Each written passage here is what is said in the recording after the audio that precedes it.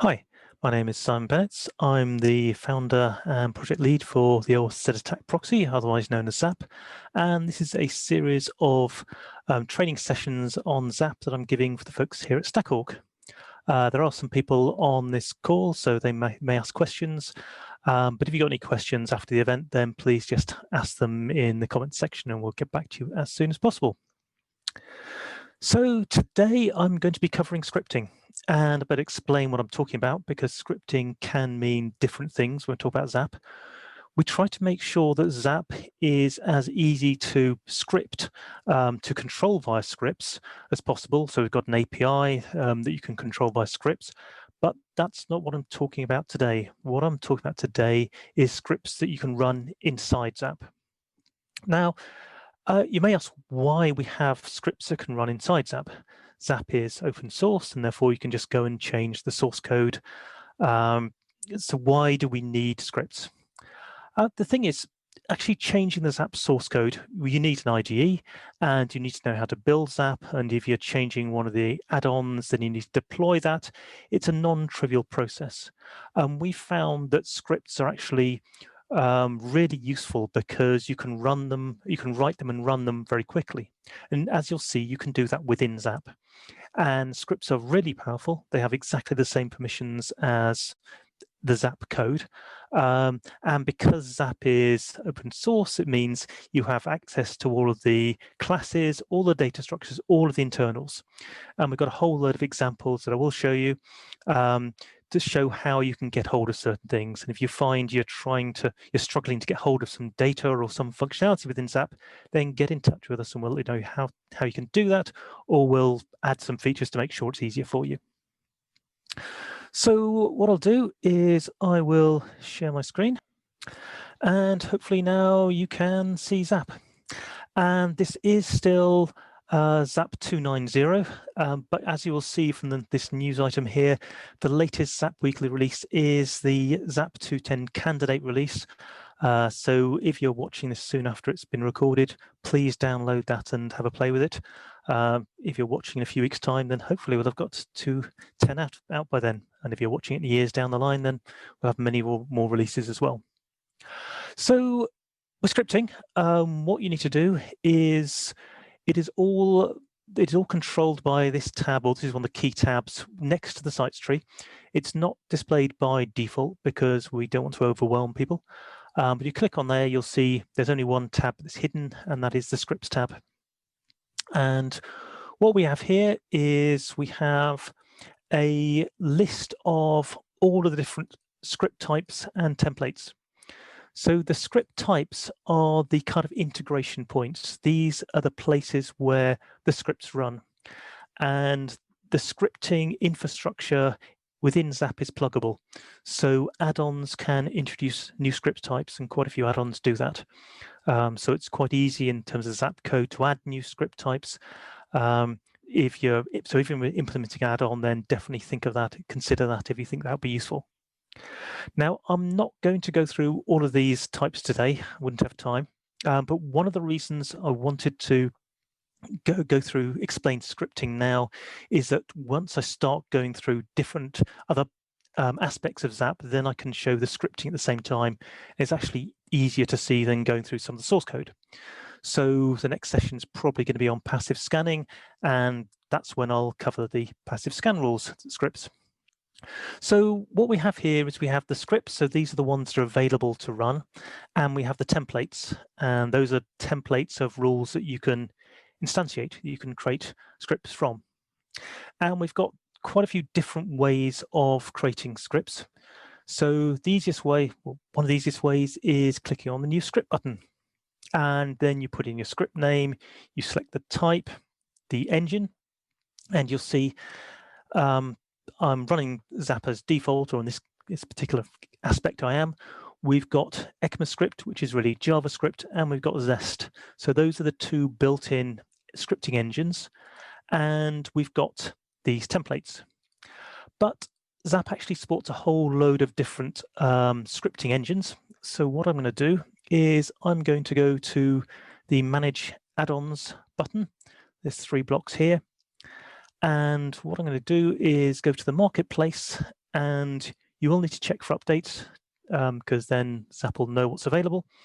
And if you just type in here script, you'll see the whole load of things come up. So I'm going to install Python scripting, Ruby scripting, the community scripts, and so one thing we have, the scripting engine that's included by default within Zap, that is Oracle Nashorn, and that is only available in older Java releases. So it is in Java 8 and some of the later ones, but not in the most recent ones. So because that's no longer available, we now have a Graal VM JavaScript implementation. So I'm not going to install that because I don't need to, but we will be including that by default, probably from Zap 2.10, because the Oracle Nashorn is going away. I'll add Groovy scripting as well, and I will add Kotlin scripting. And as you'll see down here, Kotlin scripting has been contributed by Stackhawk. So thank you very much for that. So I'm basically going to install all of them, and I will kick that off, and you'll see this starts. Those start installing now, downloading, installing. And while we're doing that, I will switch over to my browser because what I've got is the community scripts repo up. So this is under the standard ZA proxy org on GitHub. And the community scripts are scripts that have been contributed by the community. So hopefully some of the people who are watching this will have contributed scripts. So if you have got any Zap scripts that you think would be useful, that other people might find useful, then please submit a pull request and add them here. And what we've got is I've installed that community scripts add-on, and that includes all of those scripts. So that gets regenerated every time we add new scripts. So if I now go back to this dialog, we will see under scripting engine, we've got Groovy, Kotlin, Python, Ruby. Now, these scripting engines, obviously the syntax will be different, but the functionality they provide is pretty much the same. So we don't have to, I'm not going to go into each of the different languages. So it doesn't really matter which language you choose, with the exception of Zest. Zest is a very different beast, and that's something that I will cover in a future training session. But what I want to do is actually show, so I'm going to start with the standalone types, because there's certain types that aren't associated with other bits of functionality that I'll be going through. So I will use the standalone scripts to demonstrate a few things. And if I expand that, now you'll see these are all of the different scripts that have been installed as part of the community scripts. And actually, before I go on to those, I will mention a couple other ways. So say you wanted to create a standalone script, you could actually right-click there and you'll get the same new script dialog, except you'll have the type filled out. And the other way is you can actually go to templates. So if we say, have a look at a targeted script, we can then right-click that and create a new script, and everything will be filled in for that. So, but that's actually included with the community scripts, so I won't bother adding another one, but that's so there's various ways. What you can do is you can actually have a look through all the templates, and if you like the look of one of them, you go, okay, right, I will create a new script from that. But in that case, this case, I don't really need to because I've got a whole load here.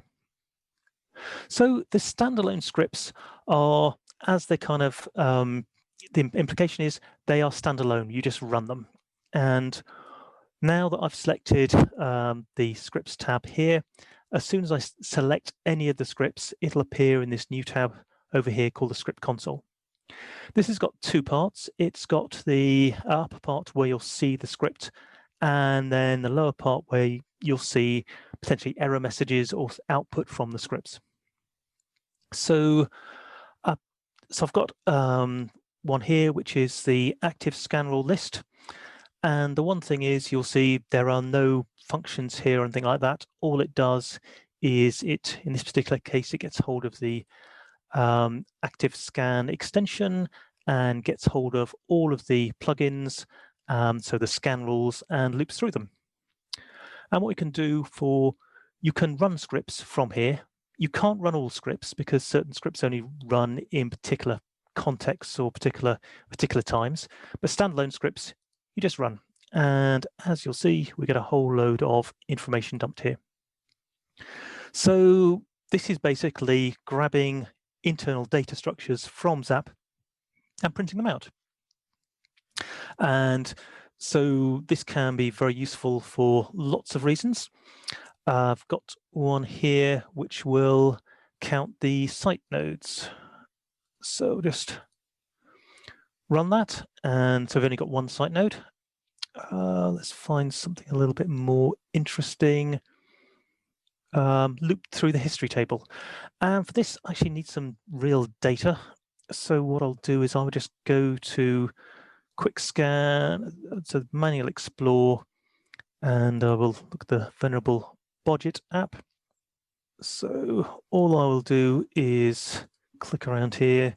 I could use the spider, but I don't need a lot of data. I'm just going to do some random things just to get me a bit of content there. So now, so if we have a look at the sites tree now, you'll see we've got a whole load of sites there, and under history, you can see all the requests I've made. So now if I run this loop through history, actually what I'll do is I'll mention a little bit about some of the other controls here. So we have various buttons on this part here, and this one clears the script output panel. So all well and good. So if I run this now, we'll see that we're actually looping through and we've got all of the history records and it's printing out the ID and the URL. And if you actually have a look at that, you'll see that we're getting hold of the history extension here. And as long as we got it, then we actually find the last reference and we go from one to the last reference, grab hold, and if we find something, then we print it out, and that is that message there. And one thing I'll mention now, that if you just make any changes, then you'll see them reflected immediately. So I didn't actually have to save that script. If I did want to save it, then what I'd need to do is go back here, and the save option is there. So that has then saved my particularly useless changes. We also have the option for loading scripts, loading a script from the from disk as well. And we also have an option here for a link to the script options. And what we can do is we can actually add directories which contain all of the scripts. So if you have a set of scripts that you use all the time, or maybe you've got a set of scripts within your company or something, you can maintain those maybe on a shared drive or something, or in a different repo, and then you can add the whole directory. And as long as it has the same structure with the same script types at the top, then all of those scripts will be added to ZAP. Just close that. So as you can see, we've looked at the history table, and we've got another one here for traversing the sites tree. And what I'll mention is I said about some of these things here. So this particular button here means that every time a script is run, then it'll be cleared. So clicking on that doesn't clear it, but as soon as I run another script, that's when it will be cleared, and you'll now see just the output. So this is a text representation of the history tree. We then have an option here for scroll lock. So if you want to, because by default, it will just keep on going to the end. And we have another option here for script lock. So what the script lock does is, by default, when scripts output anything like here, that will always come to this output panel. And if you have lots of scripts running at the same time, say you've got some passive scan rules or active scan rules, then it can get really confusing. So if you want to focus on a particular script, then you can put this script lock on, and then only the script that's highlighted within the sites tree will actually output here. I think it's worth pointing out that although I'm just using the desktop UI here, scripts will work the same way, pretty much the same way when you're running in daemon mode as well. Obviously, you haven't got the script console and things, but you can do pretty much everything you can do with scripts in daemon mode as you can in the API, in desktop. And we actually have some of our package scans do make use of scripts. So the standalone scripts just run when you tell them to and will output whatever you like. So again, they can do anything you like. But the other type of script I was going to mention now is targeted scripts. And targeted scripts are a little bit different in that they have a target. So let's got one here for finding HTML comments. And you'll see in this case, it's got a function. And you also cannot run it. And that's because we don't know what you want to run it on, because it is associated with a particular message. So how do you run it? Well, targeted scripts, what you need to do is you need to right-click, and you can right-click in the history table or in the sites tree, and then you have this invoke with script. And this will list all of the targeted scripts that you've got available. So find HTML comments, and there we go. That's found one HTML comment. And another one we've got there, have a look, invoke with script, curl command generator, run that. Again, you see it gets cleared because I've got that option, and that curl command, if I run that from the command line, should do exactly the same as that particular request there. So targeted scripts have to be invoked with a particular message, and that's all handled by the Zap infrastructure. And you'll see if I go in here and pick any particular request, you'll see, again, I've got this invoke with script, and where you see invoked with script, that's always the targeted scripts. So this will be available for anywhere you've got a request and response, and then you can run any of these particular scripts with that request. Actually, there was one fun one which we find, go back here and invoke with script. I just noticed this recently, request to XML. So I'm going to run that one. And what you'll see is it actually brings up the manual request editor with that request, but changing the payload to XML. And so what this is showing is not only can scripts act on all the data, but they can interact with the UI as well. So scripts are running within Zap. They can do anything you can do with Java code within Zap. So the other two types of scripts I was going to cover today, go back here, are the proxy scripts and HTTP sender scripts. And I'm going to cover them at the same time because they're very, very similar. So proxy scripts are basically a subset of HTTP sender scripts. Let me just, anything which looks like this would be a Zest script, and they're not particularly easy to understand from there, but I'll just select this one here, and you'll see we've got methods which are proxy request and proxy response, and you'll see they all have this little X in, and that is because, and again, you can't run them. So what happens with proxy scripts is they run on every request and response, and they run in line whenever something's proxied through Zap. And that is why you have this option to enable or disable them. So by default, all of these are disabled. If I actually want to enable them, then I can right click, and we've got this enable and corresponding disable once it's enabled. All scripts you can remove and duplicate, but only the ones that don't run automatically have the option to enable and disable. So that's proxy scripts, and I'll explain the difference with HTTP sender scripts. And what you'll see is with all the templates, we try to make sure we got lots of useful help here. And the difference between HTTP sender, as explained here, is these scripts will be invoked for all of the tools. With proxy scripts, it's only when you're proxying requests. So if they're initiated by the spider or the fuzzer or the active scanner, then they won't be seen. And the proxy scripts were ones we implemented probably first, I think. And then we realized actually it'd be really useful to be able to do this with all the other tools, which is why we've got HTTP sender scripts. And what the HTTP sender scripts do is they have this initiator. And as you can see, these are all the standard initiators. So if you wanted to, you could actually implement an HTTP sender script which only handled proxied requests. So we don't actually need proxy scripts anymore, but we're keeping them because some people use them and we've got a load of good examples. But really, HTTP sender ones are that's all you need at the moment. So I'll go for a change response. What we've got here is, so what I want to do is let's launch the browser again. And let's say we want to change budget. So the old string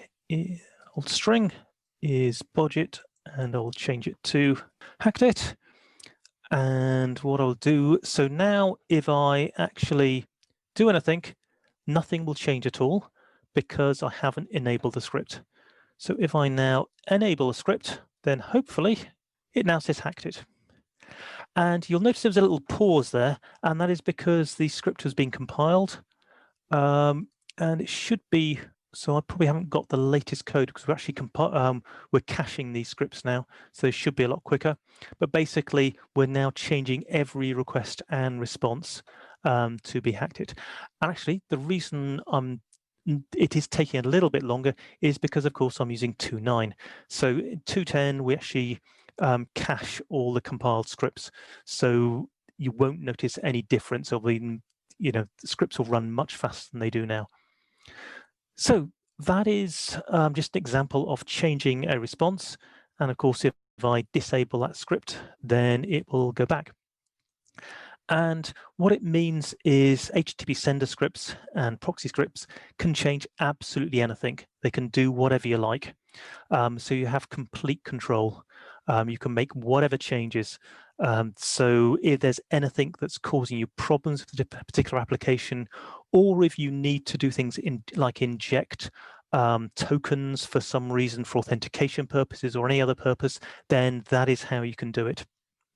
And it also means, say you need to get past a firewall or something, and you've got a firewall which blocks attacks, and your firewall is actually identifying ZAP as a potentially malicious actor and is blocking it, and you've got a way to actually add a particular header that the firewall will then know, okay, we can ignore this, then you can add those kind of headers or anything else you like via HTTP sender scripts.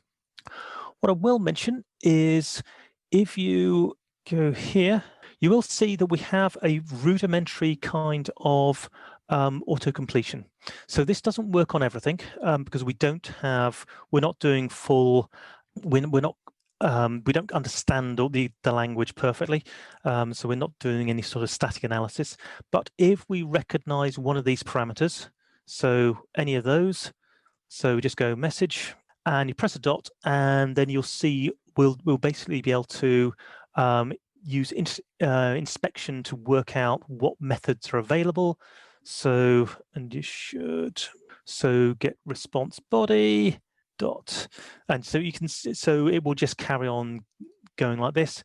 But if I actually go back and go somewhere else, add something and go here, then we'll have lost that auto-completion. So the auto-completion only works while you're actually typing. And actually, one thing I want to mention is, say we enable this script and check it's working.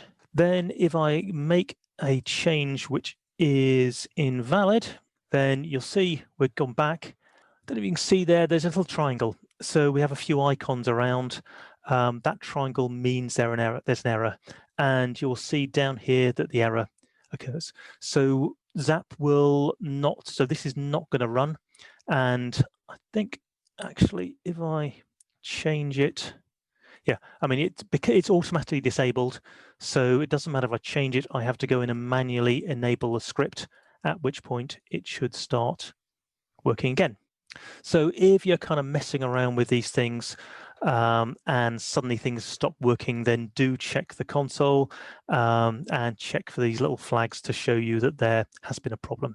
So we have a large number of different example scripts here, and in certain cases, if you go in, you'll see there's a whole load of information. So we have, in this case, we've got the JavaScript template, and we've got links to the parameters and code links. Unfortunately, I noticed as I was preparing for this talk that not all of the folders have this information. So I've actually just opened a pull request to add template details. It's work in progress, I haven't finished it yet, but hopefully by the time you get to see this, or very soon, we'll have all of those templates in there. And the idea is we're going to have the JavaScript templates in this repo, and we will link to all of the other templates we've got as well.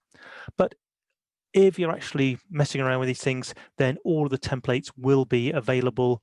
So you can see that if we pick any particular thing, let's have a look at all the passive rules. We can see HTTP sender, we've got the templates in JavaScript, Python, Ruby, Zest, and Groovy.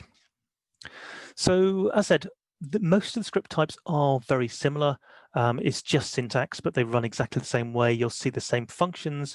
You may see, subtle differences. So here we can see, it's very much the kind of just the syntax of the language that is the key thing. Zest scripts are very different, and I will cover those in a different session.